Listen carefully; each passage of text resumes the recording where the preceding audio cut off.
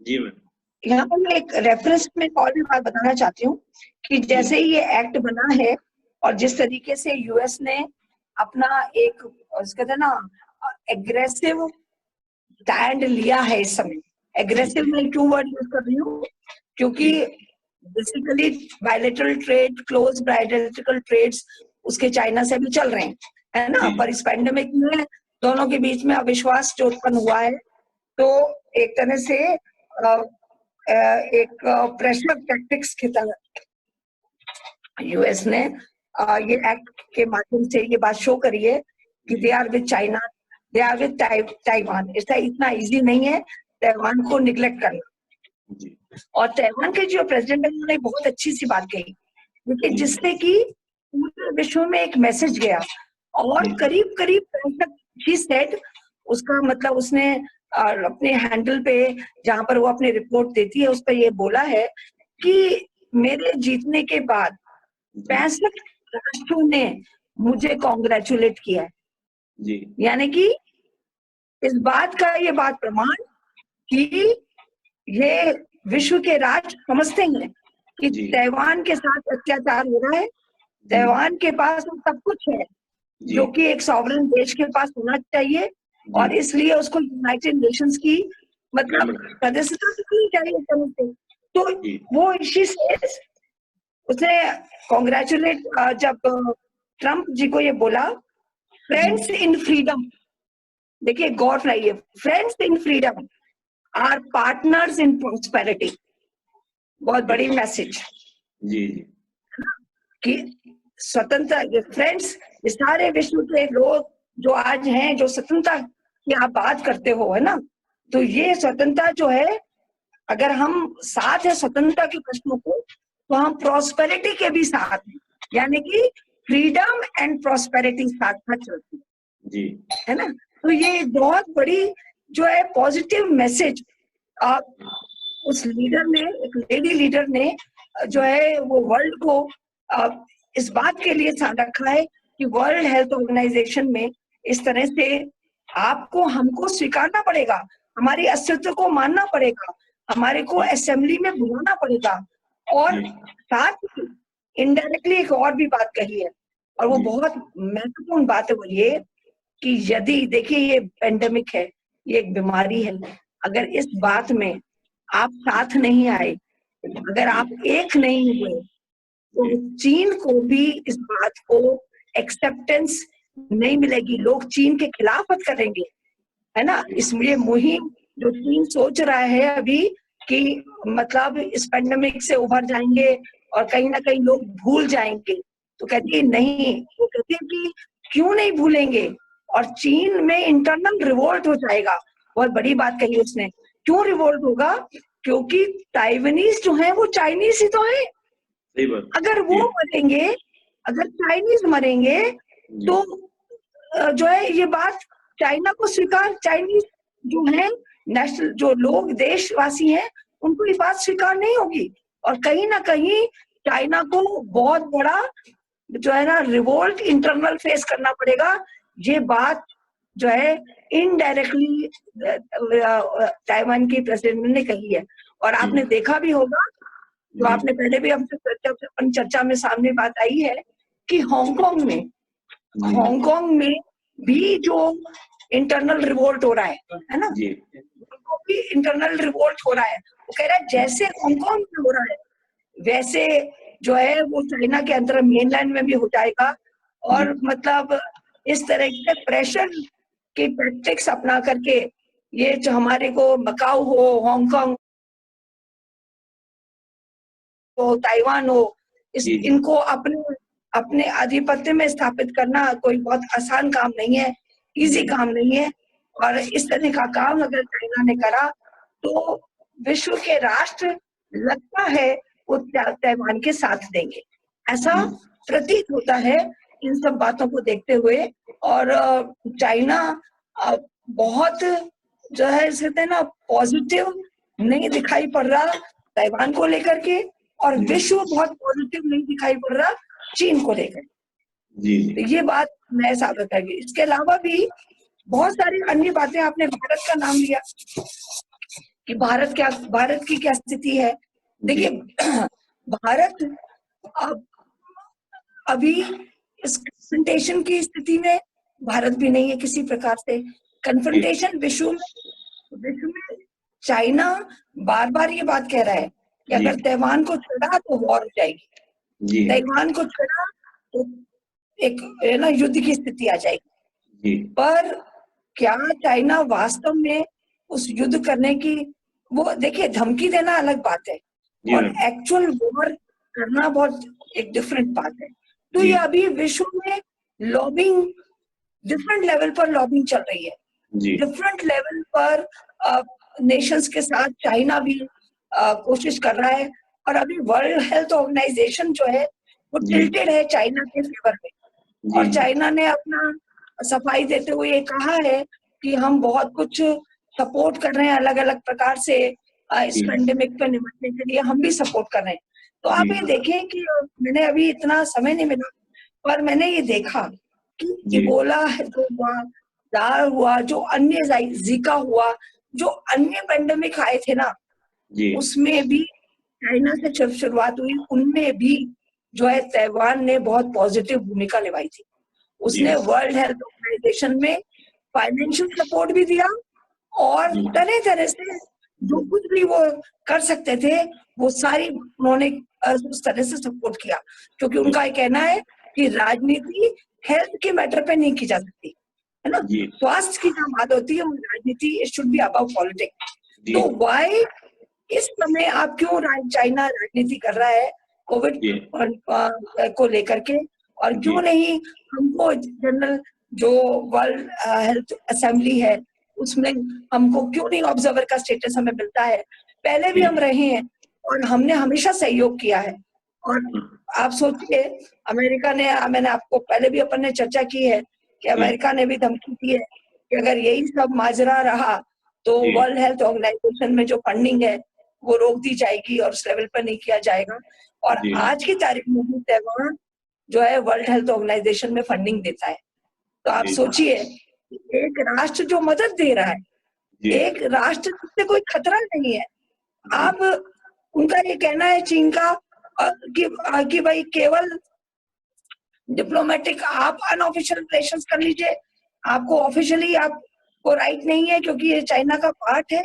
ये बात पचती नहीं है, क्योंकि अगर आप सही माने में देखें तो यूनाइटेड नेशंस या कोई भी राष्ट्र के पास क्या होना चाहिए, अपनी सरकार होनी चाहिए, अपनी जनसंख्या होनी चाहिए, अपनी ऑटोनॉमी, अपनी सॉवरेनिटी होनी चाहिए। वो सारी बातें तो ताइवान के पास है ना, चाइना थोड़ी नियंत्रित कर रहा है। तो क्यों नहीं उसको एक राष्ट्र, उसको एक इंडिपेंडेंट नेशन के रूप में माना जाए। और इतने साल आप सोचिए 1949 से लेकर के आज तक कब तक इस समस्या को चलाते रहोगे। एक छोटा सा आइलैंड है जो है जिसकी 22 मिलियन जनसंख्या है और चाइना इतना बड़ा राष्ट्र है, क्यों नहीं पॉजिटिव एटीट्यूड लेकर के चाइना से, ताइवान को से कोई कॉम्पिटिशन थोड़ी है। अगर आप सही माने देखें छोटा सा राष्ट्र है, कोई जो है कोई ऐसा नहीं है कि वो विश्व शक्ति बनने में उसके कोई ताइवान बाधा के रूप में आएगा। तो एक छोटे से राष्ट्र को आप उसकी आइडेंटिटी क्यों खत्म करना चाहते हो, आप उसका क्यों मिटाना चाहते हो। और इतने सालों से जब वो जो है ठीक है सिविल वॉर से के माध्यम से वो ताइवान से अलग हो गए थे, पर इतने सालों से 50 से लेकर के आज तक वो एक इंडिपेंडेंटली काम कर रहे हैं। तो आप उसको राजनीति नहीं करनी चाहिए। और एशिया पैसिफिक में ताइवान, हांगकांग, मकाऊ, इन सब लोगों को चाइना इतना ज्यादा ओवर सेंसिटिव है इन बातों को लेकर के कि वो हर समय युद्ध करने के लिए धमकाता रहता है ऑलवेज। मतलब सुनिए कि अभी 26 मार्च को भी उसने, जब पेंडेमिक है उस हालत में भी ये सेंटेंस बोला है कि बी प्रिपेयर्ड फॉर रिटेलिएशन। तो आप अमेरिका को जब आप ऐसा कह रहे हो तो आप समझ सकते हो खुले रूप में आप क्या कह रहे हो कि हम युद्ध के लिए तैयार हैं जी, है ना। तो इस तरह की जो ये राजनीति है, ऐतिहासिक पृष्ठभूमि जरूर है, पर मैं समझती हूँ कि चाइना अब और असर्टिव इस रीजन से हो गया है, पहले इतना असर्टिव नहीं था, पर जब से ये लेडी प्रेसिडेंट आई है नई, और इसने जो चुनाव में जो है चुनाव जीता है मैसिव मेजोरिटी से, तो अब चाइना को ये लग गया है कि रीयूनिफिकेशन अब संभव नहीं है, क्योंकि मैसिव मेजोरिटी से जब आप इलेक्शन के द्वारा आप पावर में आ जाते हो, तो ये असर्टिवनेस इस लेडी की वो जी पिंग को जो है स्वीकार नहीं है।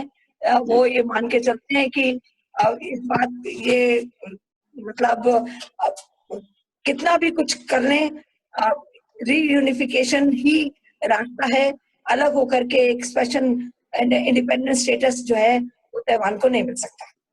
जी मैम, एक्चुअली क्या है कि मैं भी पढ़ रहा था, जो इसमें प्रेसिडेंट है, इनका जो पूरा पिछला भी पीरियड रहा, जो पूरा टेन्योर रहा, और इस बार जो इलेक्शन में भी जीती, लास्ट इलेक्शन में जीता, तो चाइना के अगेंस्ट काफी अग्रेसिव इनका मोड भी रहा है। और इनके इस समय जो जीडीपी हम देखें तो करीब $586 बिलियन है, उसका एक अच्छा अमाउंट डिफेंस में भी खर्च कर रही है। जैसे आप मेरे पीछे भी देख रहे होंगे मैम, काफी इन्होंने वेपन वगैरह भी खरीद रही है। काफी इन्होंने कहा कि अगर कभी चीन हम पर इस प्रकार कुछ सोचता है तो ये पहले की तरह आसान नहीं होगा, ताइवान उनको बता देगा कि ताइवान में दम है। तो इस प्रकार के स्टेज में प्रेजेंट में जो लेडी है उनके हैं, जैसा आपने बताया के बारे में, तो बड़ा उनका इस समय चल रहा है, क्योंकि पहली पार्टी जब 65 लोग राष्ट्र के अध्यक्ष उसको बधाई दे सकते हैं, जी, और करीब करीब 40-50 कंट्रीज के साथ उनके बायलैटरल ट्रेड है। जी मैम, ऐसा नहीं है कि वो किसी प्रकार से कट ऑफ है, उनकी इकोनॉमी बहुत स्ट्रॉन्ग है। मैंने आपको बताया ना, वर्ल्ड के 11वें नंबर पे है आज डेवलप्ड कंट्रीज में ट्रेड के संदर्भ में। दे आर, वो पहले तो 5वें 6ठे 7वें पे पहुंच रहे थे, पर ये अमेरिका का चाइना से टाइज के कारण उनका पोजीशन नीचे गिर गई, पर फिर भी वो 11वें नंबर पर है। तो आप सोचिए कि इकोनॉमिकली एडवांस्ड कंट्री है, और केवल चाइना ये कहता है कि वो सेपरेटिस्ट, वो उनकी शिकायत ही यही है कि ये जो प्रेसिडेंट है ये सेपरेटिस्ट है, और ये ताइवानीज आइडेंटिटी को सपोर्ट करती है, और इसलिए वर्ल्ड हेल्थ ऑर्गेनाइजेशन में जो है वो चाइना लॉबिंग करता है, प्रेशर डालता है कि वो चाइना सेंट्रिक बातें करता है, क्योंकि उसको समर्थन मिला हुआ है ट्रेडोस का, है ना। क्योंकि और आप ये देखिए, पता नहीं आपने शायद न्यूज में भी देखा होगा कि ट्रेडोस ने बहुत ट्विटर हैंडल पर अदरवाइज स्टेटमेंट दिया है कि ताइवान जो है वो हमें मेरे पर रेसिस्ट रिमार्क पास करता है, यानी कि रेसिस्ट, तो तुम ब्लैक हो, तुम काले हो, तुम ब्लैक हो, जो है ना, तुम इस तरह के मुझे रेसिस्ट रिमार्क मुझ पर ताइवान ने पास किए हैं। तो अब देखिए इसमें कितनी सच्चाई, एक मतलब इससे इस बात को शो करता है कि पॉलिटिक्स का लेवल बहुत नीचे गिर गया है। मतलब जब आप इंडिपेंडेंट के राष्ट्र को, छोटे से राष्ट्र को आप असेंबली में नहीं बुला सकते उनको, है ना, आप इतनी बड़ी पॉपुलेशन को इस पेंडेमिक से अलग कैसे रख सकते हो? यानी कि आपके लिए उनका कोई महत्व नहीं है, उनके नागरिकों का, उनके सिटीजन्स का, उनके राइट्स का, उनकी हेल्थ का। तो आप जो है केवल चाइना सेंट्रिक बातें करने से या चाइना के फेवर में बात करने से, और अपनी उनकी चाइना को करना out of the way support करना, केवल ये कह करके कि मुझे रेसिस्ट रिमार्क पास किया इस प्रेसिडेंट ने जो है ताइवान की, और इस तरह की जो उनके जो, और वो भी उनके नागरिक, देखिए वो रिमार्क जो भी पास हुए कि वो ब्लैक है, वो सिटीजन की तरफ, जैसे ट्विटर हैंडल पे और जिस तरह से व्हाट्सएप पे ग्रुप पे हो जाता है ना, जिस तरह से रिमार्क्स हो जाते हैं, जी मैम, पब्लिक रिएक्शन वो चाइनीज का भी हो सकता है। इस सेट के आप इसको ऑफिशियली कैसे मान रहे हैं कि ये ऑफिशियल स्टेटमेंट है, ये हमारे द्वारा नहीं दिया गया। तो राजनीति बड़े लेवल पर चल रही है इस समय, और बहुत सारे समानांतर इश्यूज हैं। आप ये देखिए, अमेरिका ने अपना ट्रेड बढ़ा दिया है उसके साथ, ताइवान के साथ, अपने आप को पता ही है कि बहुत सारा आर्म्स एंड एम्युनिशंस की सेल बढ़ गई है ताइवान में। ये अब 30% जो अब डिफेंस के इक्विपमेंट्स हैं वो यूएस प्रोवाइड करता है ताइवान, क्योंकि अगर कहीं कभी कोई खतरा इंडो पैसिफिक रीजन में आता है तो यूएस को ऐसा लगता है कि ताइवान को सपोर्ट करना उसका मतलब उसके लिए आवश्यक है। तो डिफेंस डील्स हैं उनके सपोर्ट है। इतने 40 सालों से नजदीकी के संबंध ताइवान से भी हैं। ऐसा नहीं है कि यूएस ने कोई नए संबंध की स्थापना की है, पर प्रश्न सिर्फ इतना था है कि आप मतलब एक आपने याद हो वर्ड कि ऑयल डिप्लोमेसी 73 में हुई, ऐसी अब इस समय चल रही है हेल्थ डिप्लोमेसी। इस समय हेल्थ डिप्लोमेसी चल रही है, जहाँ लॉबिंग हो रही है, जहाँ एक दूसरे पर आक्षेप लग रहे हैं, जहाँ पर जो है पॉलिटिक्स की जा रही है और वर्चस्व की लड़ाई कि कौन सही है कौन गलत है ना। ये सब बातें जो है वो एक नया टर्म जिसको आपने बोला कि पहले ऑयल डिप्लोमेसी थी, है ना, आज 21वीं शताब्दी में हम हेल्थ डिप्लोमेसी जो है देख रहे हैं।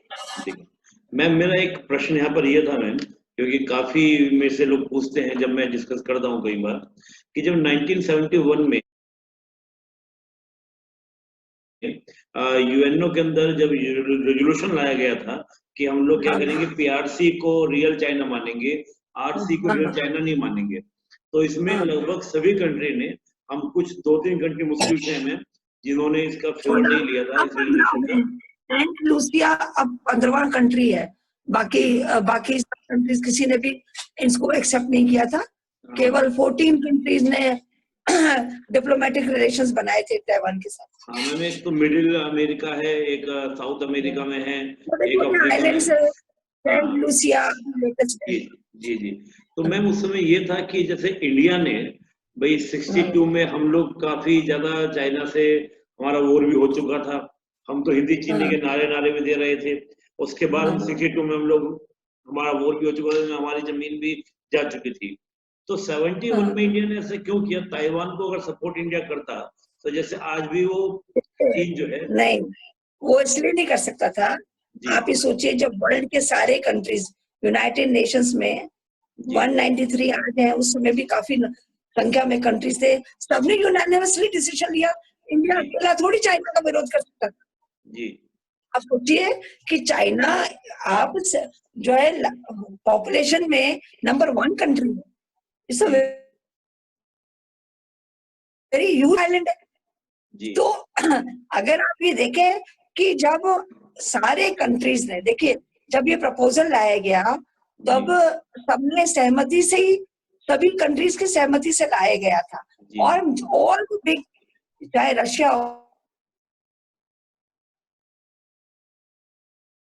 they lost the war and वो वहां से भाग करके और वो आइलैंड पे आ गए, है ना।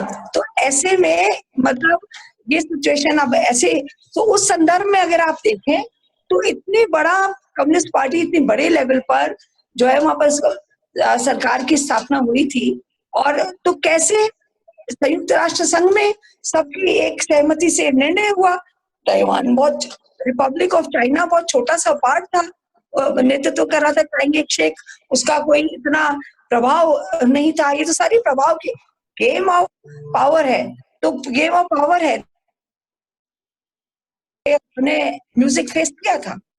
और आप ये देखिए कि संयुक्त राष्ट्र संघ में वीटो पावर, अब चाइना ये भी धमकी देता है, आज जो धमकी दे रहा है उसमें चाइना ये भी कहता है कि आप लाओ प्रपोजल यूनाइटेड नेशंस में, हम वीटो करके हम ताइवान को मेंबर नहीं बनाने देंगे।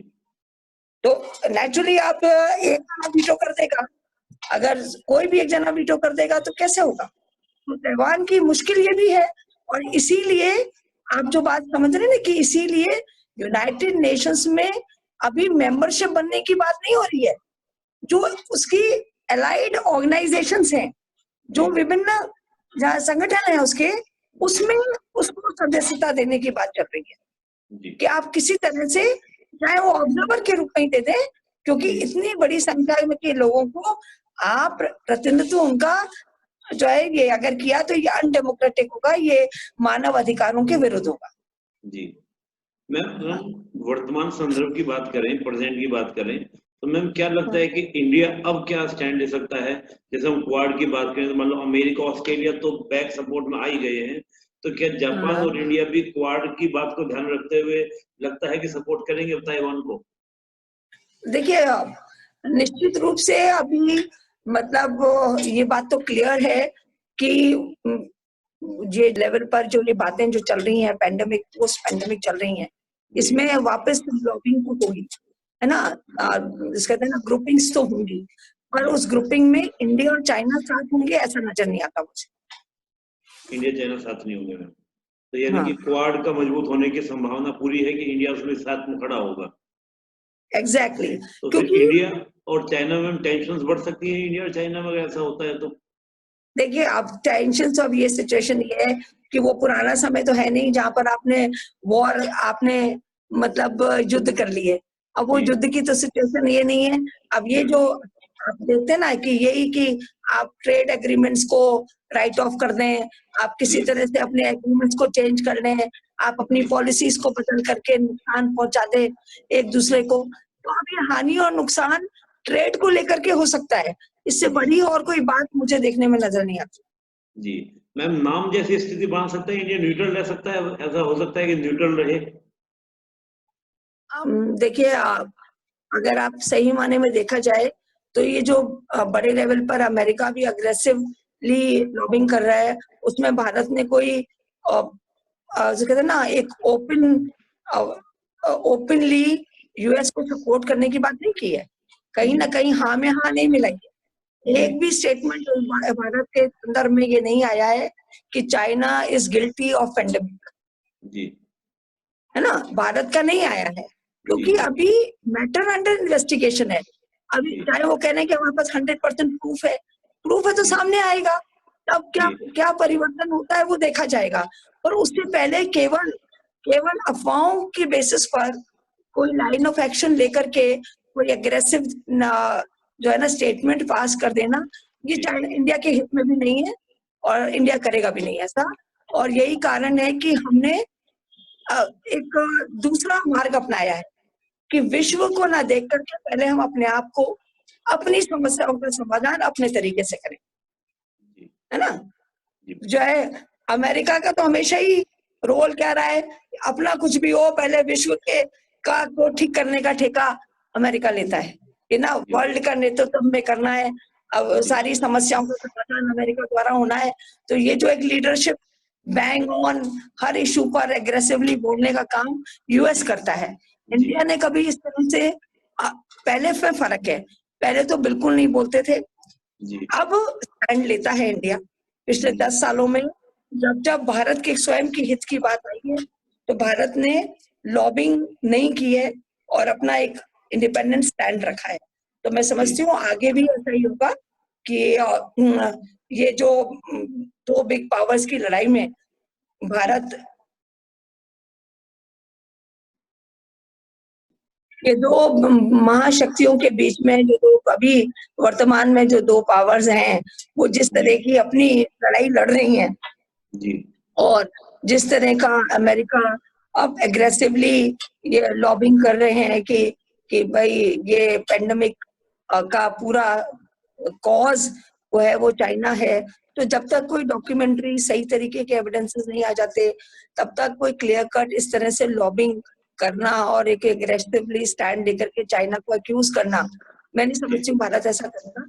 और इसीलिए आपने देखा होगा कि एक भी स्टेटमेंट कोई हमारे प्रधानमंत्री का अब इस पेंडेमिक को लेकर के नहीं, मतलब वुहान से जो शुरुआत हुई है उस पर चीन पर कोई टिप्पणी भारत ने नहीं की है।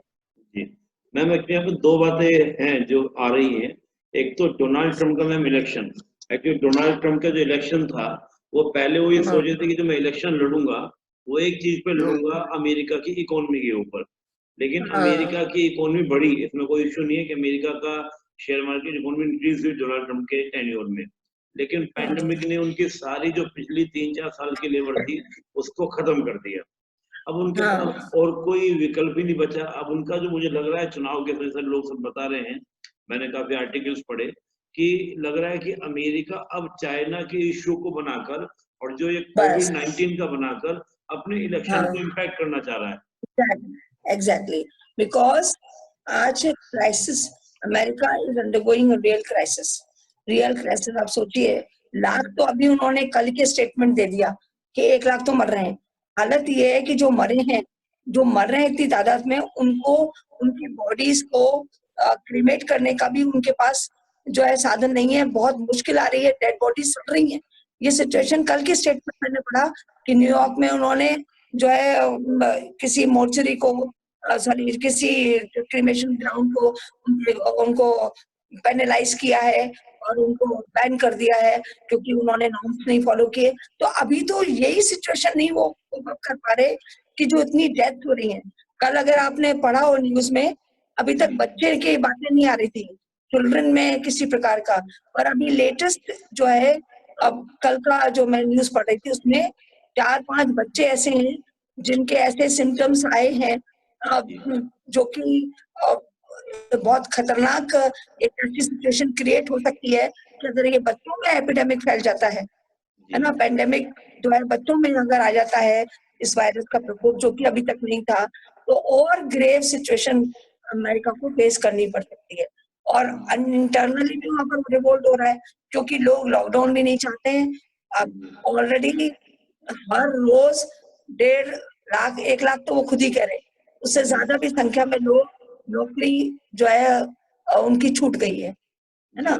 जो वो सपोर्ट जो घोषणा की है वो टू लिटिल है, उसमें वो लॉन्ग टर्म सपोर्ट नहीं है, वो अभी टेम्पररी सपोर्ट है। तो एक इकोनॉमी बहुत तहस नहस हो रही है। किस तरीके से ये इस पेंडेमिक से निकला जाए, इसमें बहुत कंफ्यूजन भी चल रहा है। और चुनाव 3-4 महीने बाद आने, तो ये बिल्कुल सही है आपका। पहले तो वो अपनी अमेरिका फर्स्ट की जो नीति थी, रणनीति है ना, उससे वो चुनाव अपने वोट बैंक को उन्होंने अपने पास कर रखा था। फिर ये बात थी कि अमेरिका फर्स्ट, तो अपनी इकोनॉमी को स्ट्रेंथन करने में वो सफल हो रहे थे, तो इसलिए उन्होंने वो स्टैंड अपना जो है चुनाव के लिए रखा था। पर अब इस पेंडेमिक ने इतना हताश लोगों को कर दिया, तो अब ये पेंडेमिक क्यों है ना, ये हमने नहीं, हम क्या करें, हमने इस समय पे हमें नहीं मालूम पड़ा, पूरे विश्व में फैल गया और इसलिए अमेरिका में भी इसका बहुत सबसे ज्यादा डेथ्स अमेरिका में हो रही है।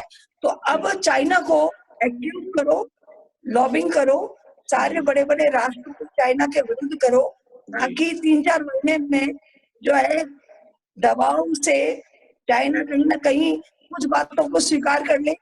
मान लो वो यही भी बात स्वीकार कर ले कि हाँ, हम समय पे हमने इन्फॉर्मेशन नहीं दी। जी जी, अगर इतनी बात भी हो जाती है तो अब चुनाव में इसका भी लाभ अमेरिका को मिल जाएगा। जी जी, ये बात मैम इसमें एक बात मुझे और दिमाग में आई। अभी करीब 100 कंपनीज जो हैं चाइना से मूव हुई हैं, मोस्टली अमेरिकन ज्यादा हैं, और वो इंडिया में यूपी में शिफ्ट हो रही हैं। यूपी गवर्नमेंट ने काफी बातचीत की। तो इसमें ये भी देखा जा सकता है कि अगर इस मौके को हम अमेरिका की तरफ ज्यादा झुकते हैं, क्योंकि अमेरिका के जो फॉरेन सेक्रेटरी हैं माइक पोम्पिनो, उन्होंने इसको बहुत ही मजबूती से कहा है कि हम अमेरिकन जितनी कंपनी चाइना में जो वहां शिफ्ट हो रही है, वियतनाम या इंडोनेशिया की तरफ जा रही है, तो उनको कोशिश कर रहे हैं कि उनको इंडिया की ओर क्या करें, मूव करें। उन्होंने ये भी कहा कि हम जी कि सारी कंपनियों को हम ये भी कह रहे हैं कि हम इंडिया गवर्नमेंट से बात करेंगे, इंडियन गवर्नमेंट से बात करेंगे, आपको जो भी रिबेट्स जाएंगे। और खुद हमारे यहाँ फॉरेन मिनिस्ट्री जो है, हम निर्मला सीतारमण जी टैक्स में काफी रिलीफ दे दिया है, और बहुत सारे डिसीजन ऐसे देख रहे हैं कि हम भी कोशिश कर रहे हैं। देखिए, मैं आपको एक बात बताऊं कि ये शब्दों में कहना और ये मतलब इस तरह का जिसका कहना मीडिया पे मतलब इस प्रकार के जो स्टेटमेंट आते हैं, अब ये there is a big gap between what is reality and what has been portrayed, as reality. देखिए, इंडिया के पास ना तो उस लेवल पर पैसा है, नंबर 1, ना उस लेवल पर इंफ्रास्ट्रक्चर है आज की तारीख में। तो जब आपके पास इंफ्रास्ट्रक्चर नहीं है, तो आप बड़ी कंपनीज को अपने यहाँ किस प्रकार से ले आएंगे इमीडिएटली? मतलब ऑलरेडी अब वियतनाम है, वहां पर उन्होंने बहुत कैपेसिटी बिल्डअप करी है, इंडिया में उस लेवल पर कैपेसिटी है ही नहीं। तो अभी जो आप बात कर रहे हैं कि मतलब भारत में आ जाओ, और दूसरी बात अमेरिका पे आप कितना विश्वास कर सकते हैं? आप देखिए कि अमेरिका का पूरा लंबा चौड़ा इतिहास है कोल्ड वॉर से लेके आज तक, है ना। There any you know America जो है वो पुल्स एंड स्ट्रिंग्स पे बिलीव करता है। कभी भी वो पुल, मतलब आप सुने ना कि वो घोड़ी को लगा, आपने घोड़ी तो खरीद लिया, लगाम देना तो आपके हाथ में है ना। तो वो लगाम तो अमेरिका के हाथ में रहेगी। तो अमेरिका इस समय क्या क्या सही तरीके से हम पूर्ण रूप से ये विश्वास कर सकते हैं कि भारत की जो खुद की इंडस्ट्री है, मान लीजिए विदेशी कंपनी आ गई, तो हमारी वो छोटी छोटी इंडस्ट्रीज जो अभी हमारे लोकल मार्केट में सप्लाई करती हैं, उनका क्या होगा? जी, उन आपको बात समझ में आएगी। वो छोटा सा एग्जाम्पल, हमने हमारे यहाँ मल्टीनेशनल्स आ गए हैं, हमने सारे, मैं एक ब्रांड्स की बात करूँ, इंडिया में कोई ऐसा ब्रांड नहीं है जो अवेलेबल नहीं है। ज़ारा से लेकर के लीडन टेलर से लेकर के तरह तरह के इंटरनेशनल कपड़ों के हैं। तो आप कभी भी जाएं बड़े स्टोर पे और आप कोई भी परफ्यूम, कोई भी ड्रेस, कोई भी इंटरनेशनल ब्रांड की खरीद लो, ठीक है ना। जी, चाइना में ऐसा नहीं है। जी, आप ये देखिए, चाइना में कोई भी विदेशी ब्रांड नहीं आ सकती। जी, आप ये देखिए, ऐसी थोड़ी हम, चाइना इज टू स्मार्ट। उन्होंने क्या किया, उन्होंने कहा कि आप हमें टेक्नोलॉजी दे दो, हम बहुत अच्छा ब्रांड, आपका ब्रांड ये है, ओके, हम ऐसा का वैसा ब्रांड अपने मार्केट में लाएंगे, हम प्रोडक्शन करेंगे। और उन्होंने अपने लोकल मार्केट में भी वही बेचते हैं सेम, और फिर उसका जो जो एक्सेस है वो फिर इंटरनेशनल मार्केट में जाता है। तो यानी कि पहले वो अपने मार्केट को के लिए प्रोडक्शन करते हैं और फिर एक्सेस प्रोडक्शन को एक्सपोर्ट करते हैं। अपने यहाँ क्या है, आपने विदेशी ले आए, सारे ब्रांड्स आपके यहाँ आ गए, तो जो हमारे मिड लेवल की इंडस्ट्रीज हैं, जो चाहे वो फार्मास्यूटिकल जैसे टेक्सटाइल इंडस्ट्री है, तो कौन खरीदेगा? आप ये देखिए कि अगर अच्छी ब्रांड में अच्छी क्वालिटी चीज मिल रही है, तो लोअर मिडिल क्लास जो है वही बिग बाजार पे या नेशनल मार्ट पे या बिग मार्ट पे या कुछ तरह के स्टोर पे जहाँ पर सस्ता कुछ मिल सकता है जाएंगे। अच्छे ब्रांड्स पे तो अच्छे ब्रांड की सेल पे इंडियन मार्केट नहीं मिलेगा, फॉरेन मार्केट की जो चीजें हैं वो इंडिया में लोग खरीदते हैं। और यही कारण है कि हमने हमारी इंडस्ट्रीज को हमने सपोर्ट बेस नहीं दिया, हमने उनका मार्केट डेवलप किया। चाइना, तो चाइना ने क्या किया है, चाइना नो फेसबुक, किसी प्रकार का उनका कोई इंफॉर्मेशन नहीं है अभी, उनका अपने लोगों को वो अपने तरीके से चलाते हैं, है ना। और हमारे यहाँ ऐसा नहीं है, हमारे यहाँ हमारी सोच भी हमने ऐसे ही डेवलप कर ली। मान लीजिए इंडियन ब्रांड का कोई चीज मिल रही है, आप मैं क्या सोचूंगा, अरे इसकी क्वालिटी अच्छी नहीं है, अपन को ब्रांडेड चलो मार्केट में। तो उसमें किसको मिल रहा है? मल्टीनेशनल कंपनी, उसका पैसा कहाँ जा रहा है? उन ब्रांड्स पर। वो अंतरराष्ट्रीय ब्रांड जो है उनको कैसा प्रॉफिट मिल रहा है। तो अमेरिकन प्रोडक्ट अगर आ गया, टेक्नोलॉजी के साथ आ गया, तो मार्केट हमारा जो लोकल मार्केट है और लोकल मार्केट में जो हमारी इंडस्ट्रीज है उनका क्या होगा? इसके लिए भी तो एक सोच डेवलप करनी पड़ेगी। तो ये आसान नहीं है, इजी नहीं है ऐसा सोचना।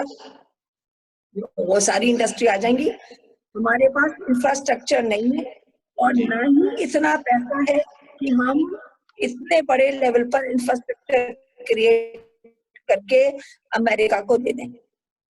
जी, फिर मैम हम लोग होप तो करेंगे कि हम लोग कुछ काम करें, क्योंकि निराशा नहीं रखनी है कि धीरे धीरे बढ़ाएंगे चीजों को, क्योंकि 100 कंपनियों में जी कंपनीज आएंगी, मैंने देखिए ये नहीं कहा कि कंपनीज नहीं आएंगी, हो जी सकता है कई लेवल पर मोदी जी के प्रयास भी हैं, बड़े बड़े कंपनीज को बहुत सारे उन्होंने प्रयोजन इस लेवल पर अपने चेंजेस भी किए हैं ताकि हम फ्री ट्रेड का लाभ उठा सकें, कंपटीशन बड़े एमएनसीज हमारे यहाँ आ सकें, क्योंकि हमको जॉब्स मिलेंगी।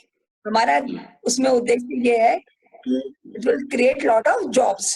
जी जी तो ऐसा नहीं है, मैं ये नहीं कह रही कि नहीं आएंगे, जी पर एकदम से ये कह देना कि वो एकदम चाइना जी ओपन एकदम करना सब है और अपने को सारी चीजों को यहाँ पर 100 कंपनी आ रही है, अब बस ये दूसरा चाइना सारा, ऐसा जो है एक ऑल्टरनेटिव इस तरीके से जितना मतलब मीडिया में चर्चा यहाँ पर में चर्चा कर लें वो जी बात अलग है। जी रियलिटी जो है वो बहुत कॉम्प्लेक्स होती है, और यही मैं कह रही हूँ कि चाहे कोई भी विषय देखें साधारण तरह से बहुत सिंपल दिखाई देता है, पर जी जब हम वास्तव में ये देखें कि क्या ये संभव है, किस प्रकार से किस दिशा में जाएगा, तो इस जी प्रकार से कोई जिसका नाम भविष्यवाणियां या कोई जी घोषणाएं जो है वो इस प्रकार से नहीं की जा सकती।